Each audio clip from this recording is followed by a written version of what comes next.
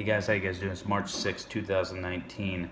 I made a video about 2 hours ago with the update of what's going on that I've seen in the past 24 hours. And one thing that happened that I completely forgot about that I should have let you guys know. And I felt that it was evident that I made a video discussing it, and that would be the delivery of the THAAD system to Israel.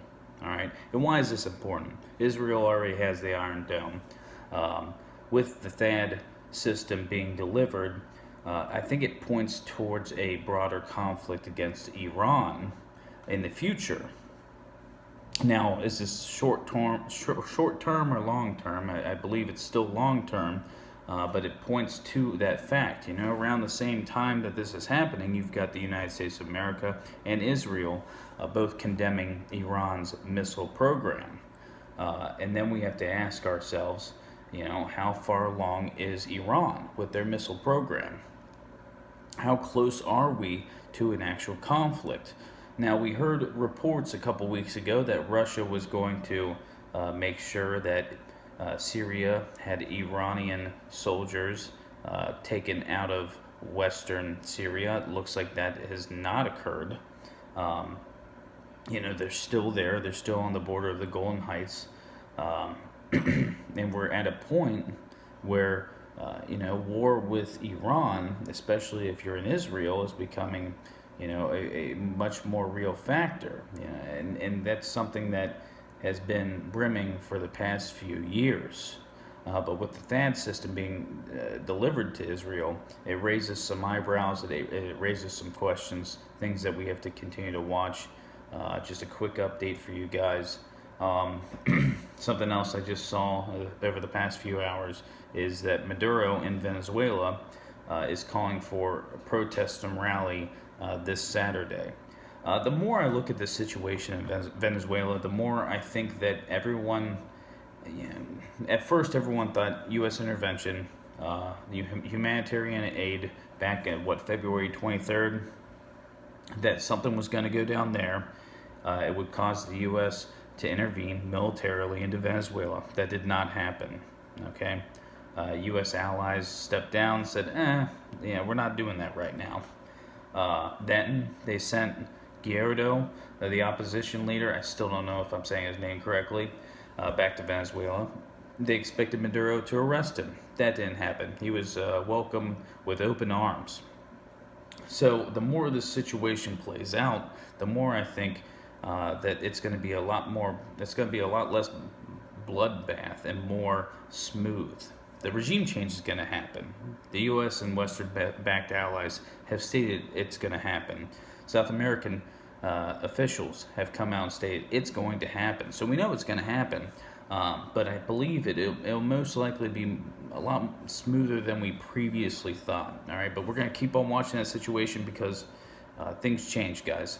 And the last thing I want to talk about is my committed thought that this whole row between Pakistan and India, it's going to de-escalate. And the reason I say that is because India has elections coming up. For them to make a drastic move like a military strike against Pakistan or terrorists within Pakistan does not make logical sense. All right, they already did what they said they wanted to do. They flew deep into Pakistan. They struck quote unquote terrorists. The jury's still out on that one. To boost Modi and his government's poll numbers. And now we've got elections really starting to brew in India, and it wouldn't make any logical sense for them to strike outside their borders. Now, you know, that doesn't mean LOC clashes are going to stop. That doesn't mean combat air patrols around Kashmir and the LOC are going to stop, because we're going to keep on seeing that. All right, most likely tomorrow you're going to go onto Twitter and you're going to see different parts of the LOC having ceasefire violations. You know, India says Pakistan does it, Pakistan says India does it, and none of them let media near the LOC, so we don't really know what the hell goes on. But when during tense situations like this, the LOC is extremely dangerous. Ceasefire violations are very common. I don't want people getting worked up and looking at this and saying, "Oh, look, hey, dude, yeah, more clashes, wars are coming."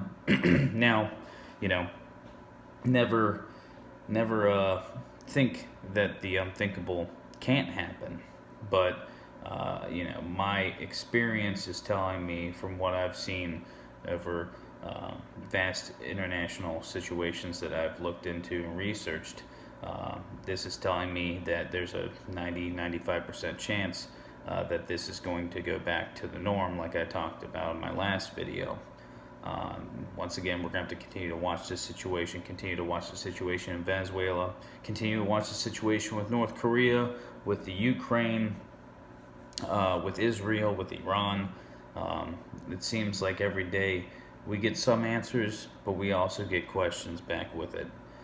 All right, guys. That small update that I wanted to let you guys know.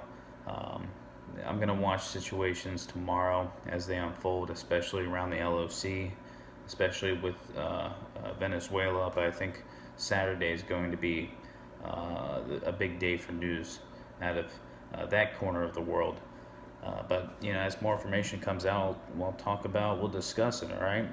Like I always say, have a beer, say some prayers, and keep your eyes to the skies. God bless.